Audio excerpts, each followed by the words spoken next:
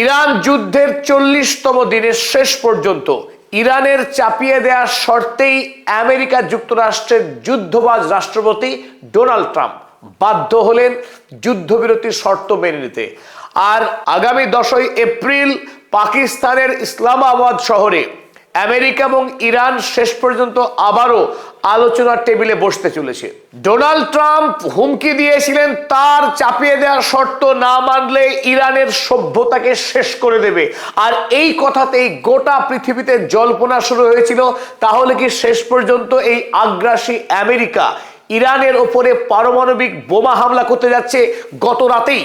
তাই গত রাতে সারা পৃথিবীতে এই যুদ্ধ যে ভয়াবহ আকার নিতে যাচ্ছে সেই বিষয়ে জল্পনা শুরু হয়েছিল উদ্বেগ এবং উৎকণ্ঠা। শেষ পর্যন্ত ডোনাল্ড ট্রাম্পের দেওয়া আলটিমেটাম পূর্ণ হওয়ার 8 ঘন্টা আগে যুদ্ধবিরতির প্রস্তাব গৃহীত হয় দুই পক্ষে।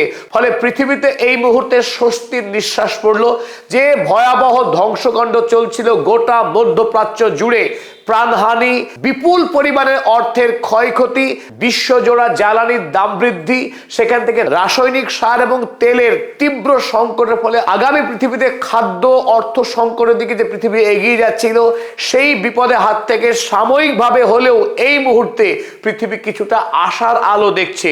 ইরান তার দাবি থেকে এক চুলও সরেনি, বরং শেষ পর্যন্ত ডোনাল্ড ট্রাম্প বাধ্য হলেন ইরানের দেওয়া 10 দফা দাবিকে মেনে নিতে এবং ওই দাবির ভিত্তিতেই দুই পক্ষ আলোচনা শুরু করবে আগামী দিনে বৃহত্তর স্থায়ী শান্তি চুক্তি সম্পাদনের লক্ষ্যে।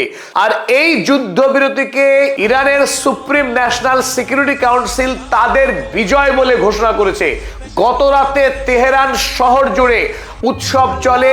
আপনারা ছবিটা দেখছেন, কচি কাচাদের কোলে নিয়ে ইরানের জাতীয় পতাকা হাতে হাজার হাজার পরিবার তারা রাস্তায় এসে তাদের বিজয়কে উদযাপন করেছে।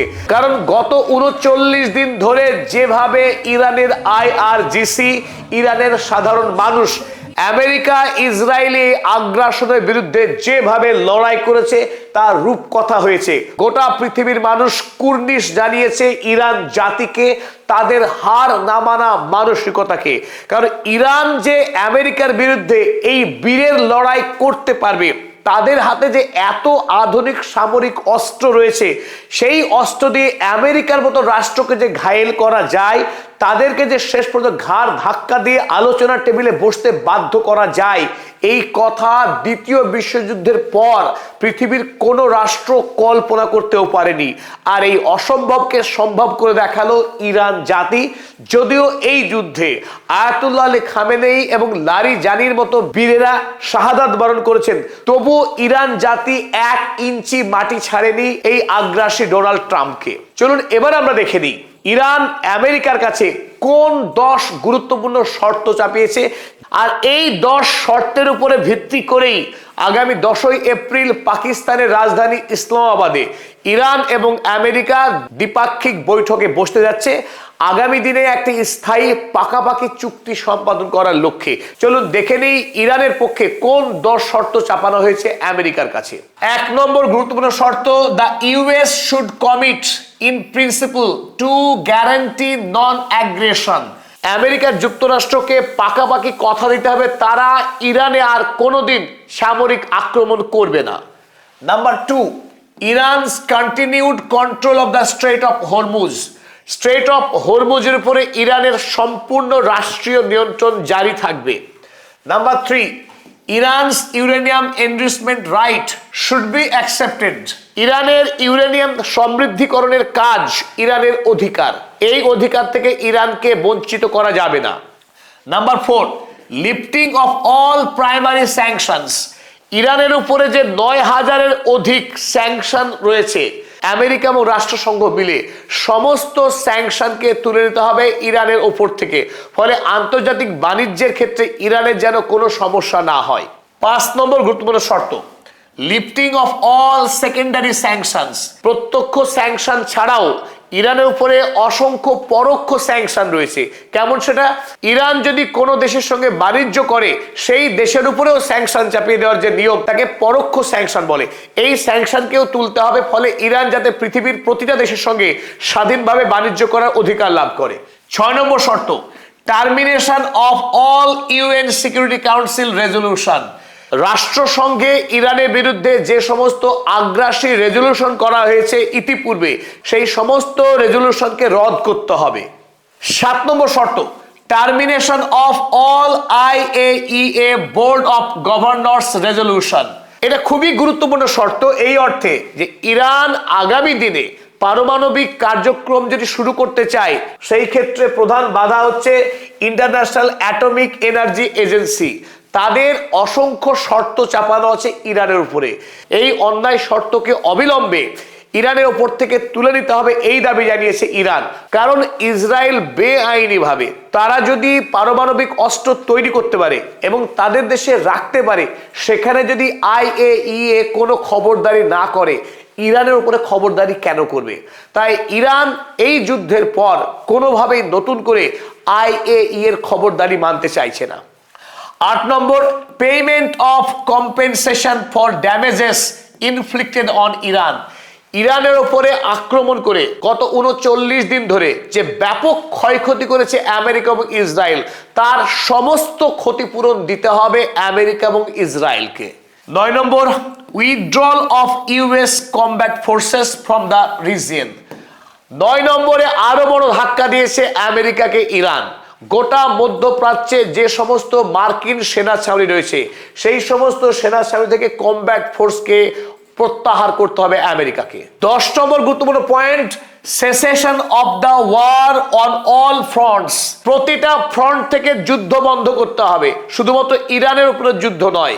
লেবাননে যে যুদ্ধ চালাচ্ছে ইসরায়েল, সেই যুদ্ধ বন্ধ করতে হবে। সিরিয়াতে গোলান হাইটে নতুন করে ইসরায়েল যে আক্রমণ শুরু করেছে, তাকে বন্ধ করতে হবে। লেবাননের হিজবুল্লাহর বিরুদ্ধে লড়াই, প্যালেস্টাইনে হামাস কিংবা ফিলিস্তিনি জনতার যে যুদ্ধ চালাচ্ছে ইসরায়েল, সেই যুদ্ধ বন্ধ করতে হবে। বন্ধ করতে হবে সিরিয়ার গোলান হাইটের উপরে যে আক্রমণ শুরু করছে এই মুহূর্তে ইসরায়েল নতুন করে, সেই আক্রমণ বন্ধ করতে হবে। হুথির উপরে আক্রমণ বন্ধ করতে হবে। গোটা মধ্যপ্রাচ্যে ইরানের যে অ্যাক্সিস অফ রেজিস্ট্যান্স রয়েছে, তার কোথাও ইসরায়েল বা আমেরিকা যুদ্ধ চালাতে পারবে না। গতকাল রাতে যখন আমেরিকা ইরানের উপরে ভয়ঙ্কর চাপ সৃষ্টি করবার জন্য রেলওয়ে, ব্রিজ এবং এয়ারপোর্টে আক্রমণ চালিয়েছিল, আমেরিকা ধরেই নিয়েছিল যে ইরান বাধ্য হয়ে তার দেওয়া 15 দফা দাবি মেনে নেবে। কিন্তু তারপরেও ইরান মাথা উঁচু করে লড়াই চালিয়ে যাওয়ার সংকল্প নিয়েছিল। তখনই আমেরিকা তড়িঘড়ি বাধ্য হয় ইরানের দেওয়া এই 10 দফা দাবিকে আলোচনার ভিত্তি হিসেবে মেনে নিতে। আর তারপরে ইরান এই 2 সপ্তাহের যুদ্ধবিরতিতে রাজি হয়। আর এই 2 সপ্তাহের যুদ্ধবিরতির বিষয়টা নিশ্চিত করেছে আব্বাস আরাগচি, ইরানের সুপ্রিম ন্যাশনাল সিকিউরিটি কাউন্সিলের পক্ষে। তিনি ধন্যবাদ জ্ঞাপন করেছেন পাকিস্তানের প্রধানমন্ত্রী শেহবাজ শরীফ এবং পাকিস্তানের ফিল্ড মার্শাল আসিম মুনিরকে। তার টুইটটা আমরা একবার ছোট্ট করে দেখে নিই। If attacks against Iran are halted, our powerful armed forces will cease their defensive operations. যদি ইরানের বিরুদ্ধে আক্রমণ থামানো হয়, তবেই আমাদের শক্তিশালী IRGC আর্মড ফোর্স আমেরিকা এবং ইসরায়েলের বিরুদ্ধে যুদ্ধ বন্ধ করবে। তার আগে অবশ্যই তিনি একথা জানিয়েছেন সবিস্তারে যে আমেরিকা ইরানের দেয়া 10 দফা দাবি মেনে নিয়েছে এবং আমেরিকার যে 15 দফা দাবি, সেগুলো একযোগে আলোচনা হবে পাকিস্তানের ইসলামাবাদে। For a period of 2 weeks, safe passage through the Strait of Hormuz will be possible via coordination with Iran's armed forces and with due consideration of technical limitations। এই অংশটুকু অত্যন্ত গুরুত্বপূর্ণ, কারণ ডোনাল্ড ট্রাম্প তিনি সগর্বে ঘোষণা করেছেন যে স্ট্রেট অফ হরমুজকে সম্পূর্ণরূপে উন্মুক্ত করতে রাজি হয়েছে ইরান। তারপরেই আমরা আমাদের আক্রমণ থামিয়েছি, সম্মত হয়েছি যুদ্ধবিরতি করতে। কিন্তু এখানে আব্বাস আরাগচি খুব স্পষ্ট করে জানিয়েছেন যে স্ট্রেট অফ হরমুজ উন্মুক্ত হবে, কিন্তু নিয়ন্ত্রণ থাকবে সম্পূর্ণ IRGCর। IRGCর তত্ত্বাবধানেই এই স্ট্রেট অফ হরমুজ দিয়ে জাহাজ চলাচল করবে এবং টেকনিক্যাল লিমিটেশন যদি IRGC চাপায়, সেটাকেও মানতে হবে আমেরিকাকে। অর্থাৎ ইরানের হাতেই থাকলো স্ট্রেট অফ হরমুজের নিয়ন্ত্রণ। চলুন এবার আমরা দেখে নিই যুদ্ধবাজ ডোনাল্ড ট্রাম্প, যিনি মধ্যপ্রাচ্যে এই ত্রাস সৃষ্টি করেছিলেন, অসংখ্য মানুষকে নির্বিচারে খুন করবার পর কি নির্লিপ্ত, কি উদাসীন ভঙ্গিমায় তিনি বলছেন মধ্যপ্রাচ্যে স্বর্ণযুগ আনবেন। তিনি পিস মেকার নাকি, তিনি নাকি মধ্যপ্রাচ্যে শান্তি প্রতিষ্ঠা করতে যাচ্ছেন। চলুন পড়ে নিই একবার। A big day for world piece, বিশ্ব শান্তির জন্য আজকের এই দিন অত্যন্ত গুরুত্বপূর্ণ। তিনি নাকি বিশ্ব শান্তির প্রতিষ্ঠাতা। তিনি বলছেন Iran wants it to happen, they have had enough. Iran চেয়েছে, কারণ তাদের অনেক দুর্ভোগ হয়েছে। Likewise so has everyone else, ইরানের পাশাপাশি অন্যদেরও অনেক দুর্ভোগ হয়েছে। স্বীকার করতে ভয় পেলেন যে আমেরিকা ইসরায়েলের বিস্তর ভোগান্তি হয়েছে। সে কথা ঘুরিয়ে নাক ধরে তিনি বললেন the United states of America will be helping with the traffic building in the strait of Hormuz. ইরানের সাথে আমেরিকা স্ট্রেট অফ হরমুজকে নির্মাণের কাজে সহায়তা করবে। There will be lots of positive action, অনেক গঠনমূলক কাজ করবেন এবার Donald Trump. Big money will be made, তিনি বণিক, সব জায়গায় টাকার কথা, কিন্তু এই টাকার কথা ভিন্ন। চলুন পরে বুঝতে পারবেন কেন আমরা বলছি। Iran can start the reconstruction process, Iran এবার দেশে পুনর্গঠনের কাজ শুরু করবে। আমেরিকাকে বিপুল পরিমাণের ক্ষতিপূরণ দিতে হবে কম্পেনসেশন, রেপারেশন। যে ভয়ঙ্কর ধ্বংস করেছে আমেরিকা ইরানে বোমাবাজি করে, তার প্রতিটা হিসেব কড়াই ঘন্টায় বুঝে নেবে ইরান। তাই সেই টাকা দেওয়ার ভয়ে স্ট্রেট অফ হরমুজ থেকেই ইরান যাতে টাকা তুলতে পারে, পক্ষান্তরে সেই কথা বলছে আমেরিকা যুক্তরাষ্ট্র। We will be loading up with supplies of all kinds and just hanging around in order to make sure that everything goes well. এবার স্ট্রেট অফ হরমুজ দিয়ে আমরা অনেক জাহাজ ভর্তি করে নিয়ে আসবো এবং স্ট্রেট অফ হরমুজের নিকটে আমাদের কিছু সেনা সেখানে উপস্থিত থাকবে যাতে সবকিছু ঠিকঠাক হয় বলে তিনি দাবি করছেন। I feel confident that it will, তিনি বিশ্বাস রেখেছেন যে এটা ঘটবে। Just like we are experiencing in the US, আমরা আমেরিকাতে ওই একই জিনিস অনুভব করছি, ইরানবাসীও একই জিনিস অনুভব করবে তিনি বিশ্বাস করছেন। This could be the golden age of the Middle East, তার স্বভাবোচিত ভঙ্গিমায় তিনি দাবি করেছেন মিডল ইস্টে এবার স্বর্ণযুগ আসছে। কিন্তু একথা আপনাদের প্রত্যেককে জানিয়ে রাখি, ইতিমধ্যেই আমেরিকায় ডোনাল্ড ট্রাম্পের বিরুদ্ধে তাকে রাষ্ট্রপতির পদ থেকে টেনে হিঁচড়ে ফেলে দেওয়ার জন্য ইতিমধ্যেই আমেরিকার ডেমোক্রেটিক দল তারা ইমপিচমেন্ট আনতে চলেছে, অর্থাৎ রাষ্ট্রপতির বিরুদ্ধে যুদ্ধ অপরাধের দায়ে তাকে অভিযুক্ত করেছে আমেরিকার দেশের মানুষ। ইরানের মানুষের অনেক আত্মত্যাগ, আত্মবলিদান এবং লড়াইয়ের বিনিময়ে শেষ পর্যন্ত আমেরিকা যুক্তরাষ্ট্রকে বাধ্য করেছে ইরানিরা আলোচনার টেবিলে আসতে। তাই 10ই এপ্রিল একটি গুরুত্বপূর্ণ দিন হতে যাচ্ছে। এই দিনই পাকিস্তানের ইসলামাবাদে শুরু হচ্ছে দ্বিপাক্ষিক আলোচনা। 2 সপ্তাহের যুদ্ধবিরতি চলবে, আর এই 2 সপ্তাহের মধ্যেই ইরানের নেতৃত্ব এবং আমেরিকার নেতৃত্ব আশাবাদ ব্যক্ত করেছেন যে এই সময়ের মধ্যেই দুই পক্ষ তাদের অর্ধ শতাব্দীর শত্রুতাকে মিটিয়ে তারা একটি শান্তিপূর্ণ নতুন ভবিষ্যৎ দিকে এগোতে পারবে। এখন দেখা যাক সত্যি সত্যি এই 2 শত্রু রাষ্ট্র তারা মিত্র হতে পারে কিনা, নাকি আবারও 2 সপ্তাহের পরে 2 পক্ষ যুদ্ধে লিপ্ত হয়, সেটাই এখন দেখার বিষয়।